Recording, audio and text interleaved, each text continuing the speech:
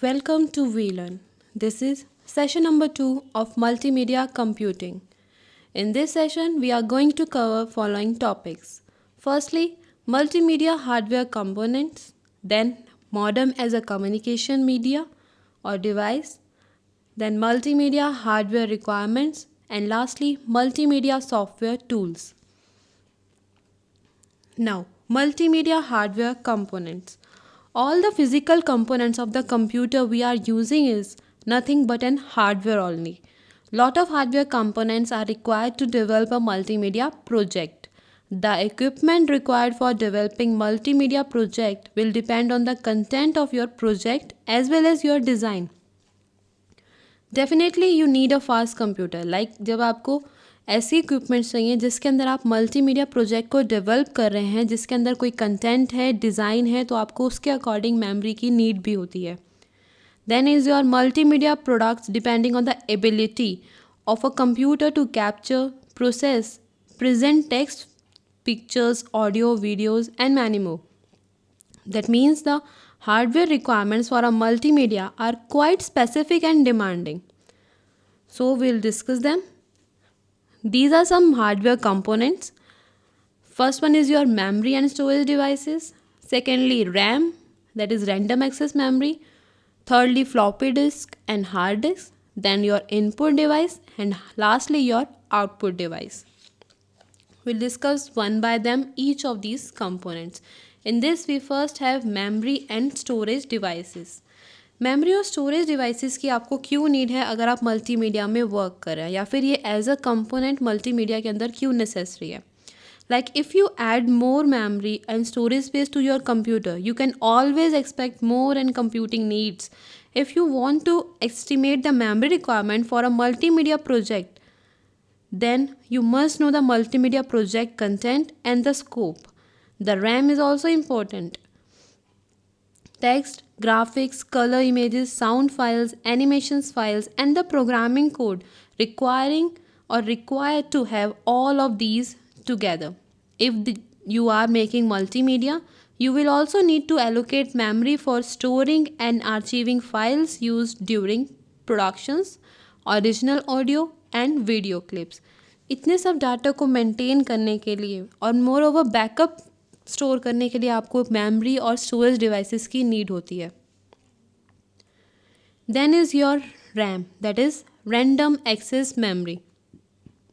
If you are using the computer to run a small multimedia project, the RAM requirement will be very limited.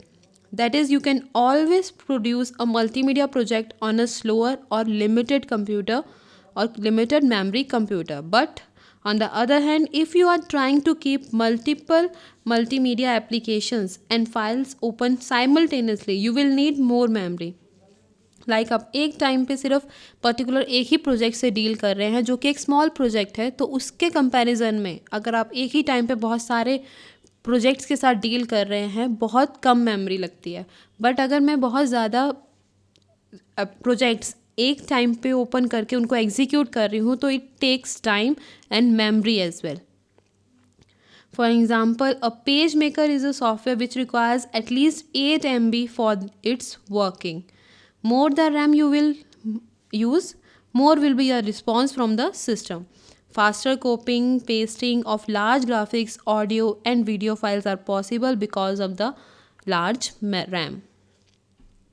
Then is your floppy disk and hard disk.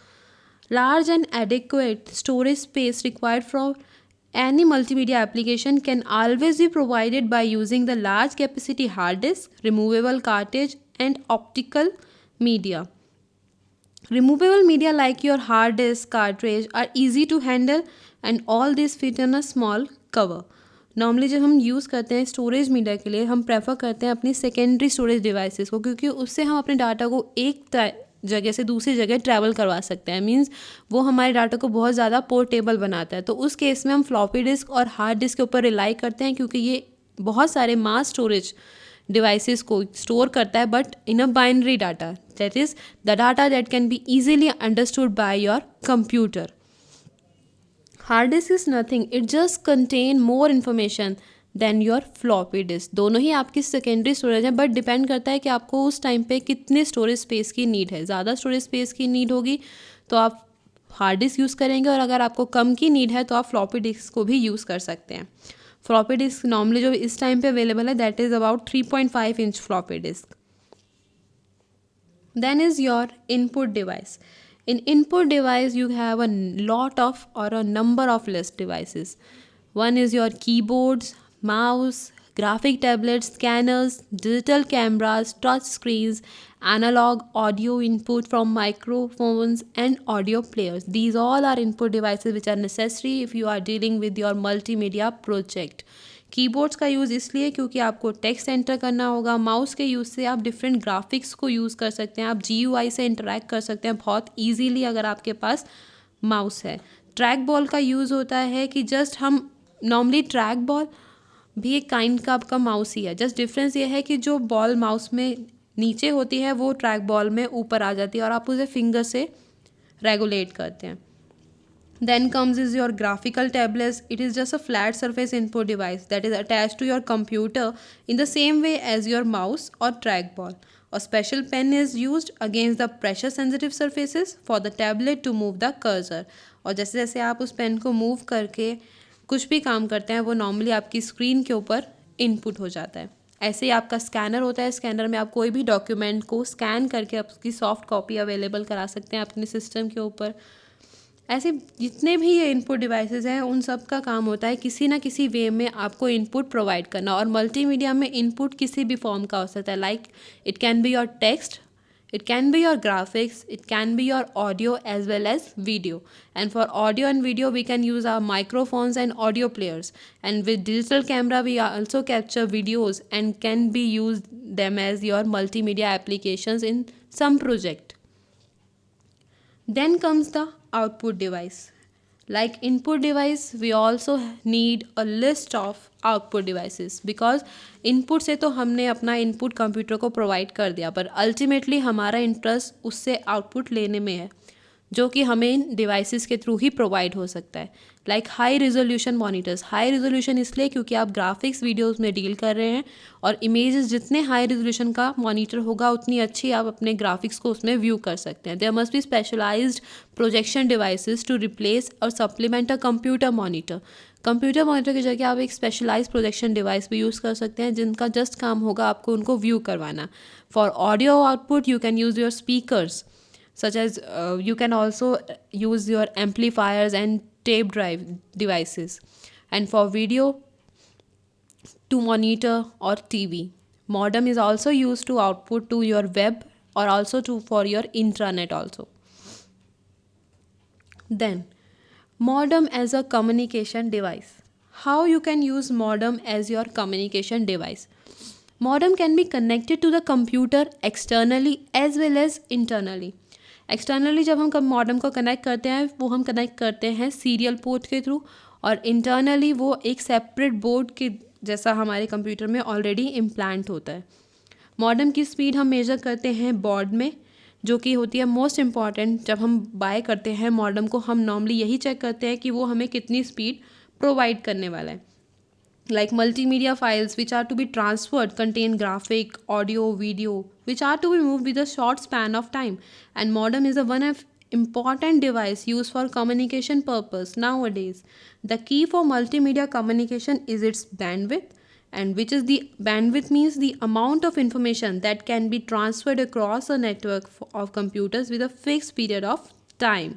A good quality modem with transfer data at 56,000 bps, that is baud per seconds or bits per second. A good network setup using quality twisted pairs cables can transmit a data of 100 mbps. So for these purpose we use modem as our communication device, क्योंकि internet पे जब हमें deal करना है तो हमें modem का use आता ही है, चाहे वो इंटरनेट हो या इंटरनेट हो, we need modem. So modem के थ्रू हम अपने मल्टीमीडिया फाइल्स को अक्रॉस द वर्ल्ड ट्रैवल करवा सकते हैं। Then this is the multimedia hardware requirements. कब कब हमें हार्ड यूज़ पड़ती है, किस किस हार्डवेयर रिक्वायरमेंट की, वो सब हमने इसमें कैटेगराइज कर रखा है। लाइक अगर हम प्रोसेसर की बात कर रहे हैं तो it should be high speed. For an example your Pentium, Then is if controlling devices use as a hardware, then it should be your BIOS, Windows or multimedia softwares. As far as your input is concerned, we need a keyboard, mouse, audio and video inputs, touch screens, networks, and many more. Or data input related, we can input text, pictures, audio, video as well as data input से जो input आएगा वो input device के through processors में जाता है. Processors के बाद या तो वो कंट्रोलिंग में जाएगा अगर पर्टिकुलर किसी एक सॉफ्टवेयर की नीड है, या फिर वो मेमोरी के अंदर स्टोर हो जाएगा अगर हमने उसे स्टोरेज पर्पज़ के लिए सिस्टम में इनपुट किया है. And then for output we need some output devices like your screen, printers, audio out, video out, network, web, and many more. And after that we get a data output, which is again in the form of your text, pictures, audio, video, and etc. These are some examples related to your output, and the whole figure represent a hardware requirements for a multimedia system, whether it of input part, output part, memory, processor, or your control. Now then comes the software tools. The multimedia software tools, the basic tool set for multimedia or building multimedia projects, contain one or more authoring systems and various editing applications for text, images, sound and motion videos. जब भी हम multimedia tool में audio की बात करेंगे तो हमारा concern होता है ऑथरिंग सिस्टम से, जो हमें प्रोवाइड करते हैं वेरियस एडिटिंग एप्लीकेशंस. इन टूल्स का यूज़ हम कर सकते हैं अपनी एप्लीकेशंस को या मल्टीमीडिया के एलिमेंट्स को क्रिएटिव बनाने के लिए या उन्हें क्रिएट करने के लिए, या फिर हमें कुछ एडिटिंग करनी है तब भी हम इस ऑथरिंग टूल्स के यूज़ से उसमें क्रिएटिविटी कर सकते हैं. Now we discuss them. First is your painting and drawing tool. This is the one authoring tool which is used for painting and drawing. Like painting and drawing tools as well as your 3D modelers are the most important in your multimedia elements. The graphical impact of your project will likely have the greatest influence on the end users. Normally हम जब images में deal करते हैं तो bit map images जो हैं वो हमारे लिए सबसे बेस्ट रिक्वायरमेंट होती है, बेस्ट चॉइस होती है वर्क करने के लिए. जब भी मल्टीमीडिया में वर्क किया जाता है बिट मैप्स को यूज़ करके किया जाता है, और हमें जो फीचर्स पेंटिंग और ड्राइंग टूल्स प्रोवाइड करते हैं for just their selection, we have them scalable dimensions so you can resize, stretch or you even distort both large and small bitmaps. images को हमें resize करना हो तो भी हम इन पेंटिंग और ड्राइंग टूल्स के यूज़ से कर सकते हैं. नॉर्मली हम पेंट टूल को यूज़ करके कोई भी ग्राफिक शेप्स बना सकते हैं, लाइक योर सर्कल्स, ट्रायंगल्स. इसके अंदर हम डिफरेंट कलर्स पुट कर सकते हैं, पैटर्न्स पुट कर सकते हैं. Painting and drawing means just to draw and paint it with colours, patterns, draw your own graphics or insert any clip art or picture you want to. And even you can use a eyedropper tool which samples colors. जितने colours हैं उनमें से आप कोई भी colour choose करके एक eye dropper tool से उसको अपने पिक्चर्स के अंदर इंट्रोड्यूस कर सकते हैं. कोई भी स्केलेबल टेक्स्ट फॉन्ट यूज़ कर सकते हैं आप, टेक्स्ट के अंदर अलग अलग फॉर्मेटिंग कर सकते हैं. तो पेंट एंड ड्राइंग टूल से बहुत सारी चीज़ें हैं जो आप अपने टेक्स्ट को इफेक्टिव बनाने के लिए कर सकते हैं. Next is your 3D modeling and animations tools. Like your paint and drawing tools, it is also necessary for you to use them in your multimedia.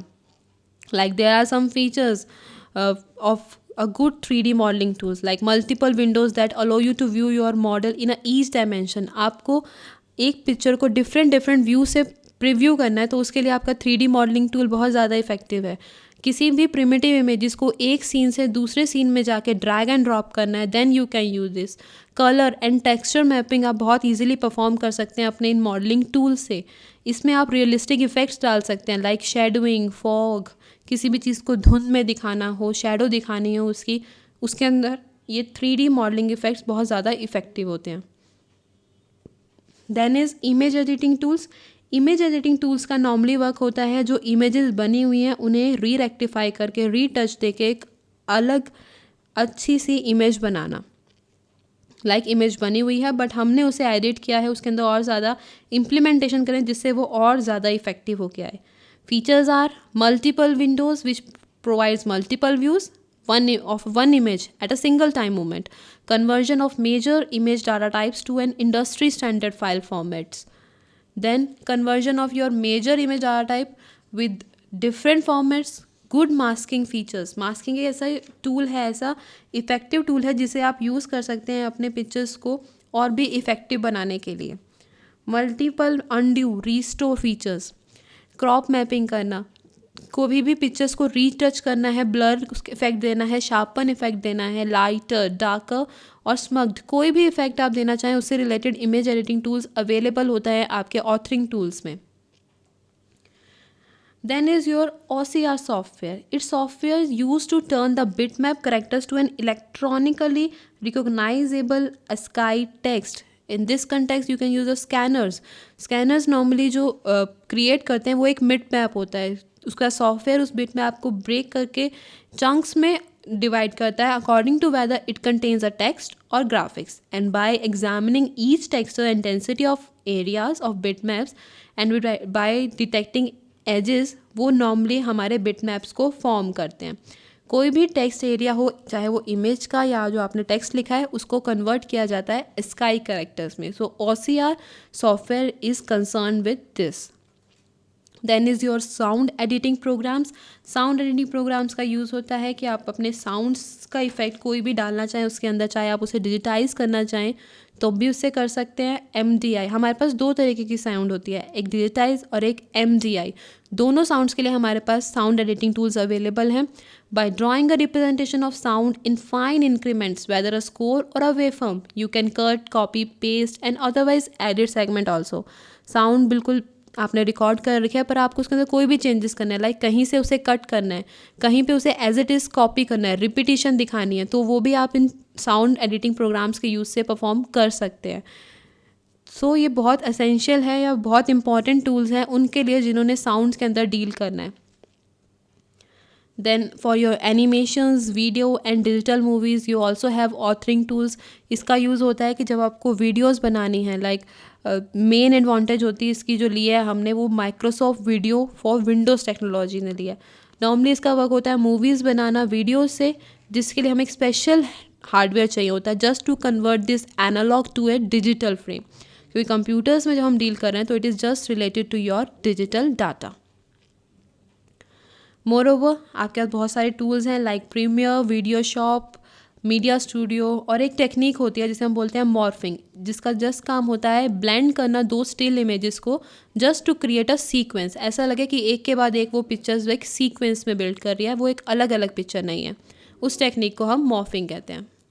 Then comes your video formats. जैसे audio से related सारे tools के लिए हमारे पास ज़्यादा importance है, वैसे ही video से रिलेटेड बहुत सारे फॉर्मेट्स होते हैं जिसमें मेन होता है आपका AVI वीडियो फॉर्मेट्स, जिसे हम यूज़ करते हैं जब हम वीडियो से कंसर्न करने हैं.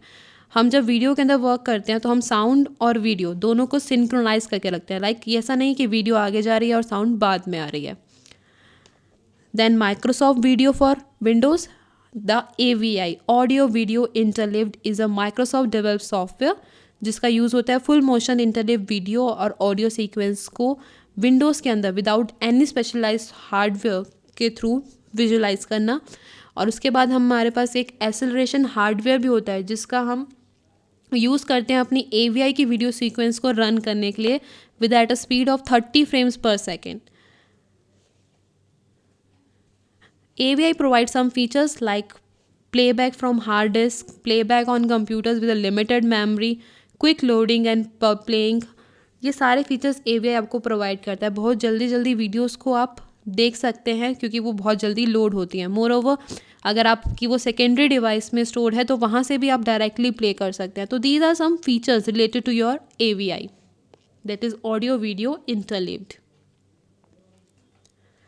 Now do it yourself. First question is explain some hardware components.